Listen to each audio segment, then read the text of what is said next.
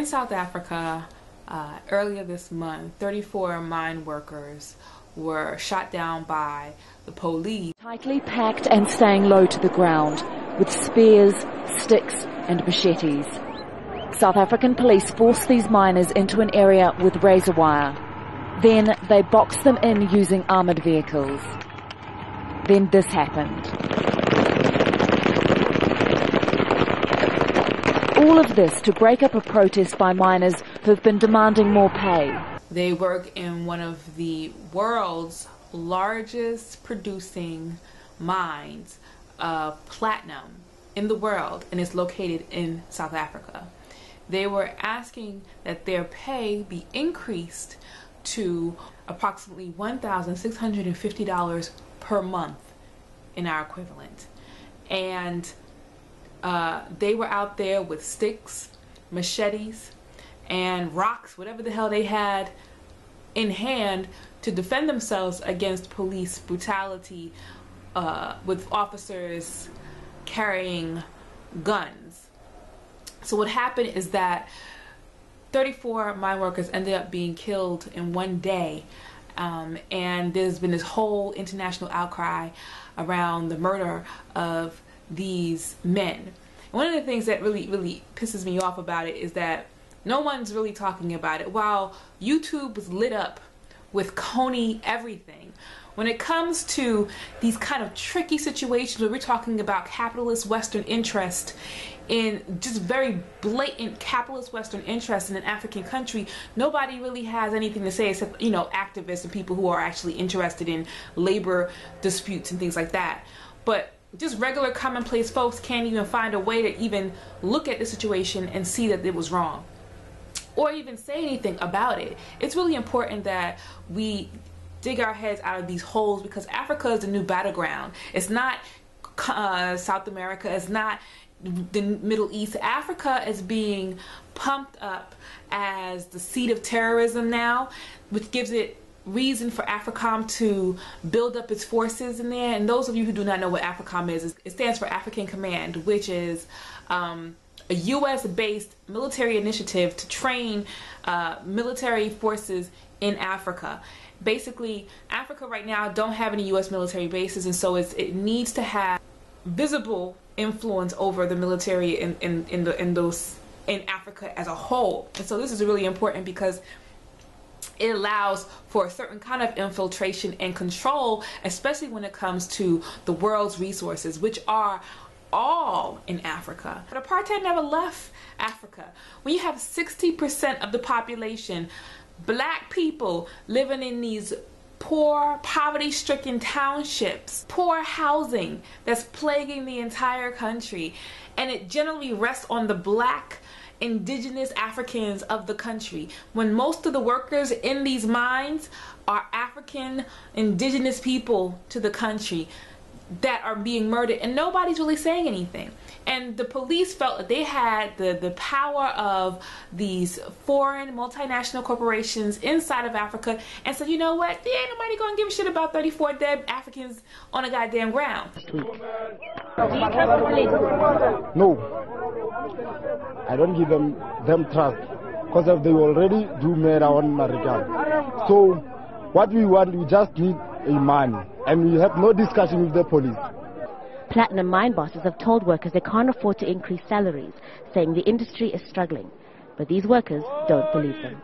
So in the weeks following the massacre, the miners themselves, the rest of the miners, 270 miners, were charged with the murder of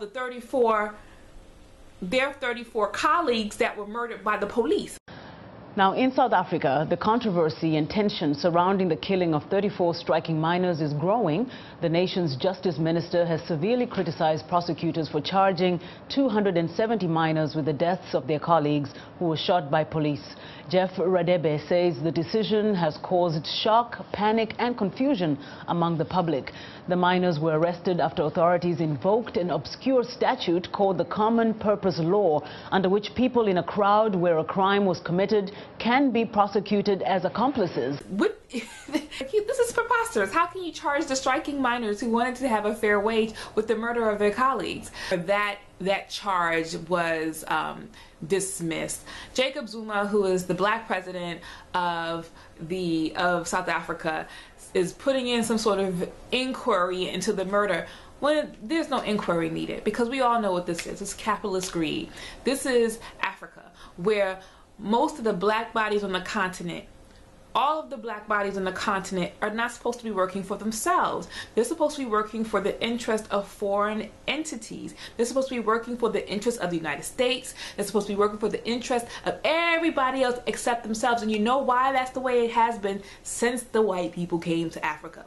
Because had it been a situation where Africans were working for themselves, like pre-colonial Africa, there would be a continuation of the culture where African people can develop themselves. That hasn't happened in a very long time, because Africans, post-colonial Africa, Africans are supposed to be working for the interest of coltan. They're supposed to be working for the interest of platinum and gold and diamond and rubber and tree and wood and coal and oil and every single thing that's on the continent of Africa. Africans are supposed to be working to dig it out of the ground and ship it off to everywhere else and not benefit from it at all. South Africa contains I want to get the number right, but I wrote it down and I can't find where I wrote it down, but let me get it to so I'm right. I got it right. Let me correct myself. The natural mineral resources, mineral reserves in the colonial country of South Africa is estimated at $2.5 trillion, of which, out of the many working class Africans who are in the mines every single day, they are struggling to get a fair wage. Given the riches beneath their feet at the platinum mine, one union leader said it was only fair they get more pay. As long as the bosses, senior management getting fat checks, that's good for them. And these workers subjected to poverty for life. Democracy, 18 years of democracy, the mine worker is still earning 3,000 under those harsh conditions underground. Third largest platinum producing, third largest in the world. You see, all throughout Africa, all these companies that are mining the wealth out of Africa aren't African owned. And if they are African owned, it definitely isn't people owned or nationalized. These are companies and industries that are taking the resources out of Africa and giving them to everywhere else. Congo, for example, has the capacity to power the entire continent of Africa based on its hydroelectric capacity within the country, meaning that there's a dam and they have a power plant that can power all of Africa. Within Congo by itself, however, Africa is still without light. Did I mention this before at some point? I might have. There is a capacity to feed every single person on the continent of Africa with the remaining fertile ground on the continent, so that there's nobody that is hungry. There's the capacity to educate every African man, woman, and child within the context of Africa without any foreign intervention. There will be no need for aid or any of these things that people keep saying Africa needs so much. You know, the father of medicine is not, what's his name? Hippopotamus? You know what it is. It's not some Greek dude. It's Imhotep, who is indigenous to Africa and invented a lot of the tools that modern day medicine now uses. It's an African man. Could you imagine what that would look like now if Africans were able to explore these things and not be concerned with the current rat race that's happening to ensure that foreign Western countries are can maintain their wealth? Africa doesn't need a strike. Africa needs all these vulturous, vampirist, parasitic capitalists to get out of its borders. Then Africans need to sit down together as a continent and work out all the natural resources that everybody else wants to have and get their hands on. That means the oil, the diamonds, the gold, the platinum, the iron, the ore, the coltan. Sit down and say, you know what? We have a whole gang of resources here that everybody's seeming to want their hands on, and you know what? They can get it from us because you let them in and I told them no. Let's look at how we can say no collectively and then say yes collectively and set the terms for how people get the resources that are in this continent. And that's control. That's where you have power and unity, because what's happening now allows for a whole bunch of corruption and a whole bunch of misunderstandings. I'm saying misunderstandings in quotations. It allows for the infiltration of African countries with the US and British military. It allows for 34 miners to be killed. It allows for proxy wars. It allows for the rape and murder of African women and children. It allows for continual infiltration and undermining of government and communities throughout Africa because there is no unity on the continent. What needs to happen? It may sound simple, but I just said it. South Africa has a long, just like most African countries, but South Africa has a long, bloody history. From apartheid ending in 1994 to before then, when the Boer Dutch white people came and murdered the Zulu and other tribes that were on in the land. And then the survivors they put in these townships that to castrate them from the land. And then they took the most fertile, they took the most promising land and resources and built up what is now South Africa.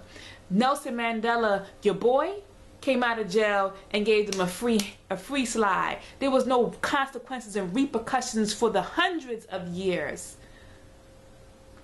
of murder and pillage.